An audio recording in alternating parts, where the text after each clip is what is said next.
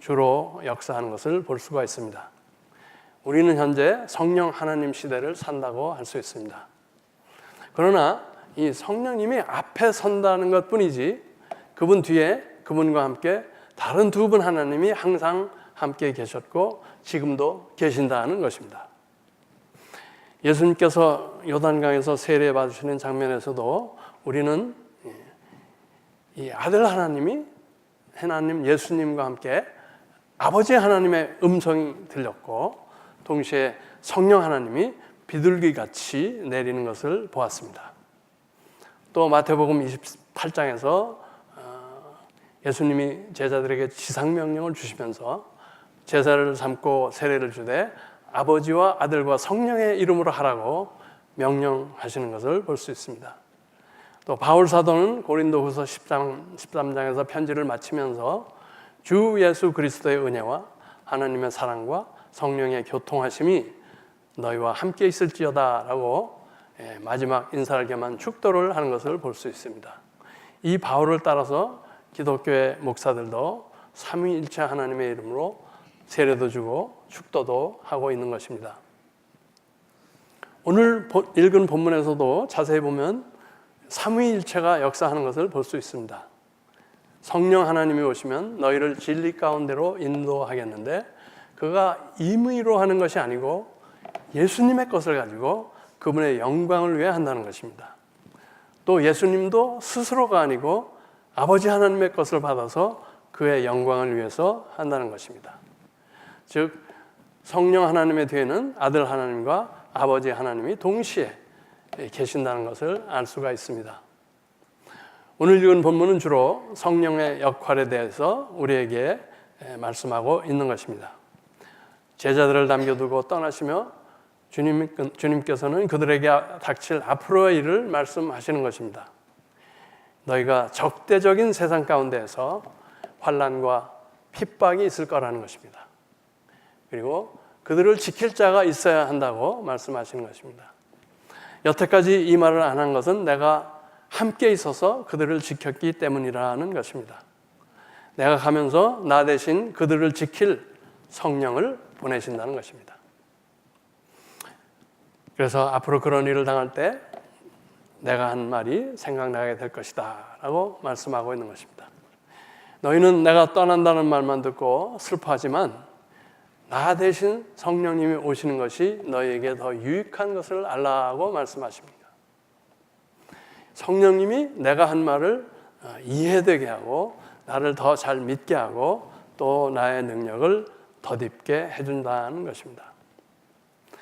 그 성령님이 오심으로 그러한 깨달음, 믿음, 능력 등 이 십자가의 은혜를 모든 사람이 동시에 어디서나 받을 수 있게 된다는 것입니다. 만일 예수님께서 가시지 아니하셨다면 예수님은 어디에 계실겠어요? 이스라엘 땅 아니면 이스라엘에 실직 나셔서 미국 텍사스에 와 계실지도 모릅니다. 그런데 우리는 가까이 그분을 볼 수도 없고 만날 수도 없고 말씀 들을 수도 없는 거죠. 우리는 너무나 떨어져 있으니까. 그런데 이제는 성령님이 대신 오셨기 때문에 세상의 모든 사람이 어디에 있거나 동시에 이 예수님을 만나고 그 은혜를 받을 수 있게 된다는 것입니다. 그런 성령의 역사로 변화되는 우리 신자들과 교회를 보며 세상이 책망을 받게 될 것이다 말씀합니다. 첫째는 죄에 대해서 성령님은 우리에게 예수를 드러내며 증거하게 또 우리를 더 예수를 잘 믿게 하는데 이 세상은 예수를 안 믿었기 때문에 그 죄를 책망받는다는 것입니다. 두 번째, 의에 대해서 예수님을 이제 다시 볼 수는 없지만 성령님 내주하는 성도와 교회의 그 아름다운 모습, 능력 있는 모습, 변화되는 모습을 보면서 이 세상에 다원주의 포스트 모던 시대를 사는 사람들에게 그런 사람들은 무엇이죠? 절대 진리라는 것은 없다. 절대 선이라는 것은 없다라고 믿는 사람들인데 그 사람들에게 절대 진리, 절대 선이 있다는 것을 깨우쳐주며 그들의 잘못된 사상을 책망하게 된다는 것입니다. 세 번째는 심판에 대해서라고 했습니다.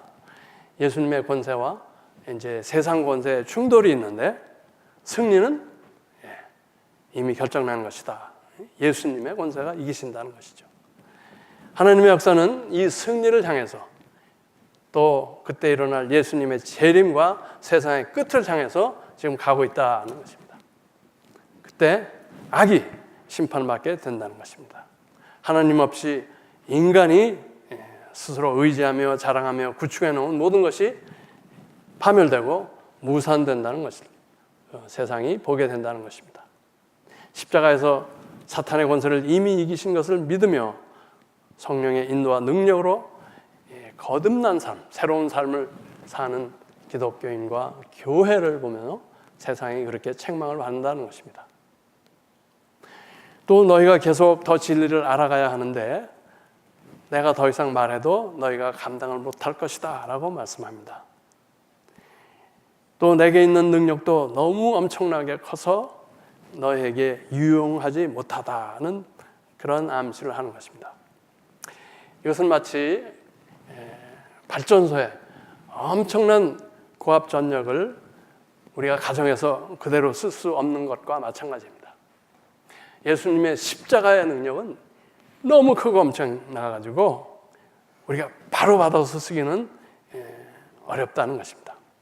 그런데 성령님이 오시면 그분이 그런 것을 조절해서 변압기가 전력을 조절하듯이 우리가 사용할 수 있게 해주시고 또 그 우리가 지금 감당하지 못할 그 지식도 우리가 이해가 되고 깨달아지게 하시겠다는 그런 말씀을 하는 것입니다. 그러나 성령님이 전혀 새로운 진리를 말하는 것은 아니고 주님께서 말씀한 진리가 깨달아지고 더 깊게 이해되게 한다는 것입니다. 그가 나에게 있는 것, 아버지 하나님께 들은 것을 너에게 알게 하고 또 사용할 수 있게 해 주실 것이라는 것입니다. 성령은 이 모든 것을 나에게 또 아버지께 영광을 돌리기 위해서 한다는 것입니다. 예수님이 가시고 성령님을 대신 보낼 때 일어나는 무지하게 좋은 것들이 이제 앞으로 너희들에게 임한다는 것입니다. 그런데 대부분의 인간은 독자적으로 살기를 원합니다. 자기 나름대로 사는 것을 좋아하죠. 자기 뜻대로, 자기 스스로 모든 문제를 해결할 수 있는 것처럼 그렇게 살아갑니다. 자기 길을 자기가 알아서 가기를 원합니다. 소위 요새 말하는 my way입니다. 그래서 남이 참견하는 것도 싫어합니다. None of your business 이렇게 얘기를 하죠. 또 이 남자들이 주로 그렇죠. 길을 잃고 헤매도 절대 물어보지는 않습니다. 내가 스스로 찾겠다는 것입니다. 이 조언이나 충고를 싫어합니다. 그리고 세상 이치와 진리도 자기가 이해하기 쉽기를 원합니다. 그래서 하나님도 자기가 쉽게 생각하는 대로 안 계신다든지 또는 자기가 이해하기 쉬운 어떤 형상을 만들어서 이게 하나님이다 그러는 것이죠. 내게 쉽게 이해 안 되는 이 삼위일체의 하나님을 믿기를 어려워합니다. 왜 이렇게 복잡해야 하는가? 이것은 도대체 우리에게 어떤 유익이 있는가? 그래서 하나님의 방식으로 예수 믿기가 어렵습니다. 그러니까 쉽게 이해되는 그 무속 종교, 무당이나 과학 종교로 빠져들어가게 됩니다. 우리가 믿는 기독교의 하나님은 그렇게 사람의 어떤 필요를 위해서 존재하시는 분이 아닙니다. 자신께 영광 돌리라고 자신을 위해서 인간과 만물을 창조하신 분입니다. 그래서 인간은 my way를 버리고 하나님의 디자인을 따라서 살도록 창조된 존재입니다. 인간이 하나님의 모습을 결정하는 것이 아니고 하나님이 인간의 모습을 결정하기 때문에 그렇습니다. 자식이 부모를 닮고 또 사람은 자기가 존경하고 사랑하는 사람을 닮아가게 되어 있는 것과 마찬가지입니다. 사람은 우리 믿는 사람들은 우리가 믿고 예배하는 그러한 신의 모습을 닮아가게 되어 있습니다. 사람을 보면 그 사람이 어떤 신을 믿는지 대충 알 수가 있습니다.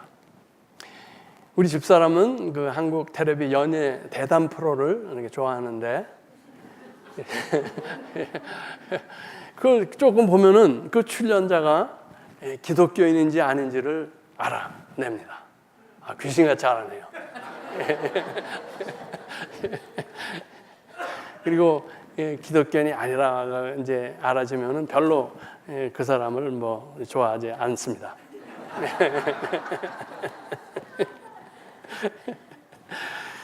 각자가 예배하는 신이 그 사람을 그 신의 모습으로 바꿔가기 때문에 그런 것입니다. 그러면 삼위일체 하나님 믿는 기독교인이 드러내는 특성에는 어떤 것이 있을까요? 세 가지만 들어보면은 첫째, 독불장군이 아니라는 것입니다. 항상 공동체 안에서 다른 사람과 조화를 이루며 사는 사람들이다 하는 것입니다. 그래서 집에서 혼자 텔레비로 예배드린다든지 또는 깊은 산에 들어가서 혼자 도를 통하는 것은 삼위일체 하나님을 믿는 그런 사람의 모습은 아니다라는 것입니다. 이들은 인간을 가르는 이 장벽을 허물고 나와 다른 사람을 적극적으로 포용하며 속한 공동체를 넓혀가는 사람들입니다. 그래서 처음에 유대인으로부터 시작되지 않았습니까? 기독교가 이방인을 포용하고 또 동양에서 시작됐지만 서양인을 포용하고 남자가 주축이었지만 여자를 포용하고 또 청장년 어른들이 주체였지만 이제 어린이와 주니어를 포함하고 또 블루칼라 서민들이 주축이었지만 있는 자와 없는 자를 구분을 넘어서 모든 사람에게 하나님의 평강을 이루려는 사람들이다. 두 번째는 삼위일체 하나님 믿는 사람들은 겸손한 사람이다. 나대지 않는다는 것입니다. 하나님께 또 서로 간에 스스로 종속된다는 것입니다. 남편은 아내에게 종속되고 아내는 남편에게 종속이 되고 아들은 아버지에게 종속이 되고 아버지는 아들에게 종속되고 친구는 친구에게 동력자는 동력자에게 스스로 자신을 종속시키는 사람들이다. 제가 좋아하는 이 장로교회의 특성 하나가 바로 이것입니다. 장로교회는 스스로 목사가 되거나 스스로 교회를 세우는 그런 법이 없습니다. 보다 상위에 있는 권위, 공의회인 그 노회의 승인과 감독하에 목사를 세우고 교회도 개척하고 하는 것입니다. 그리고 새로 세워진 교회는 이미 있던 노회 산하의 다른 교회들과 연결되어서 함께 그 지역의 복음 사역을 감당하도록 이렇게 되어 있습니다. 세 번째는 이 삼위일체 하나님을 믿는 사람들은 희생의 사랑을 하는 사람들입니다.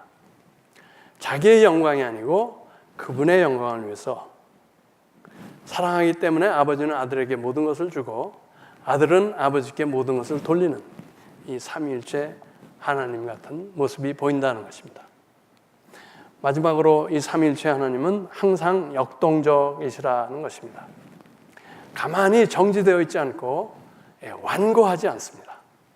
성경에서도 바람 같다고 이렇게 표현하고 있습니다.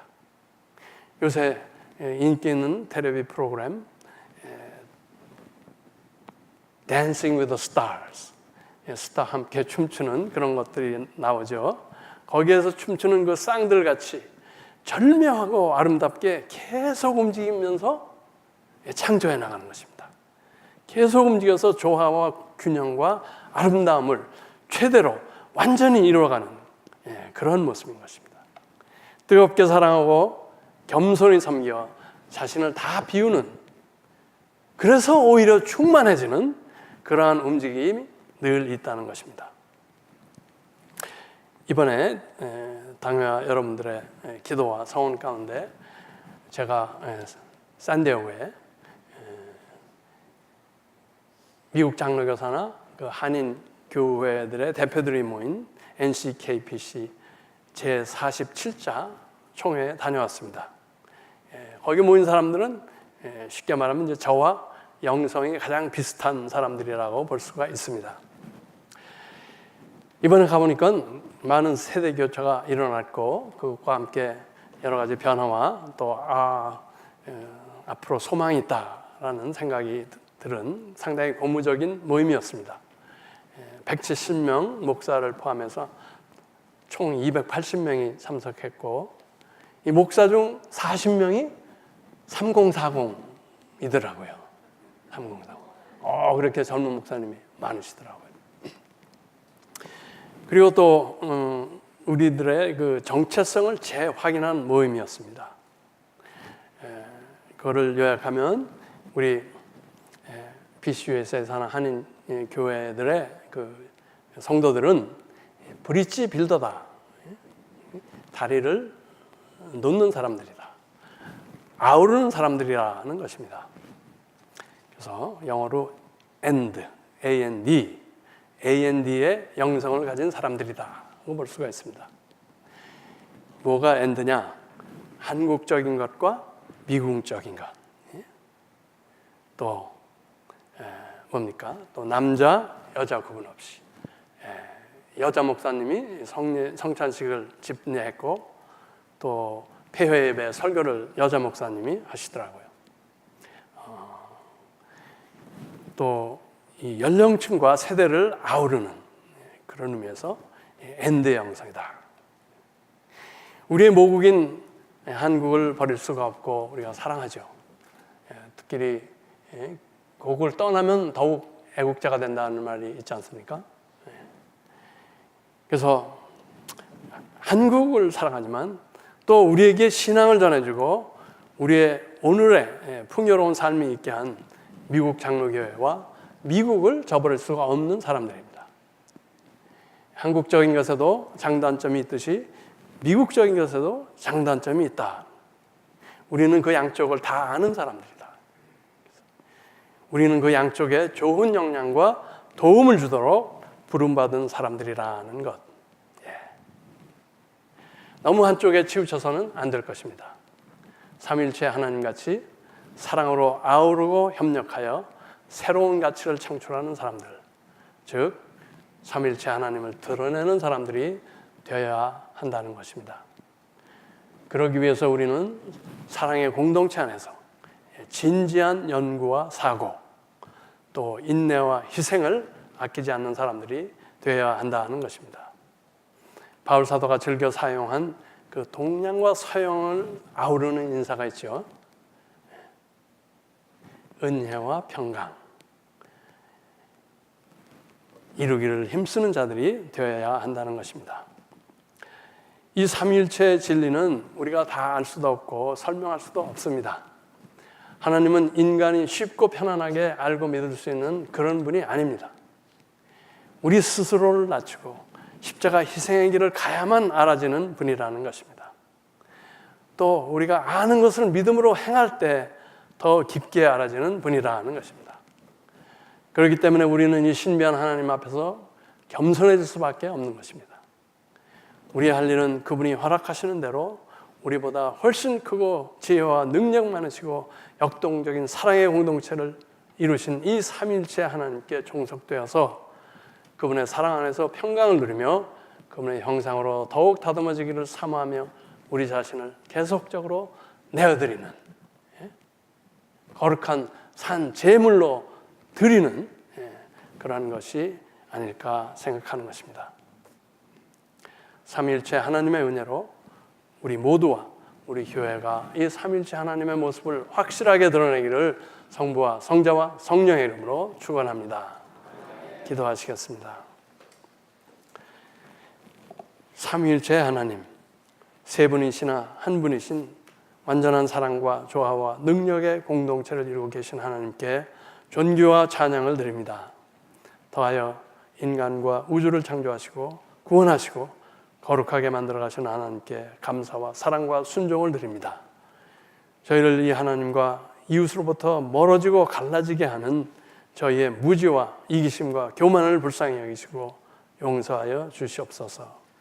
이 삼위일체 하나님을 사모하며 그에게 우리 자신을 온전히 드림으로 그와 같은 형상으로 변화되게 하옵소서. 우리도 그와 같은 믿음과 사랑과 순종의 공동체를 이루며 하나님의 거룩한 모습을 세상에 드러내어 길 잃는 영혼을 구원하는 하나님 구원 역사에 사용되게 하옵소서. 우리 주 예수 그리스도 이름으로 기도하였습니다. 아멘. 찬송 182장입니다.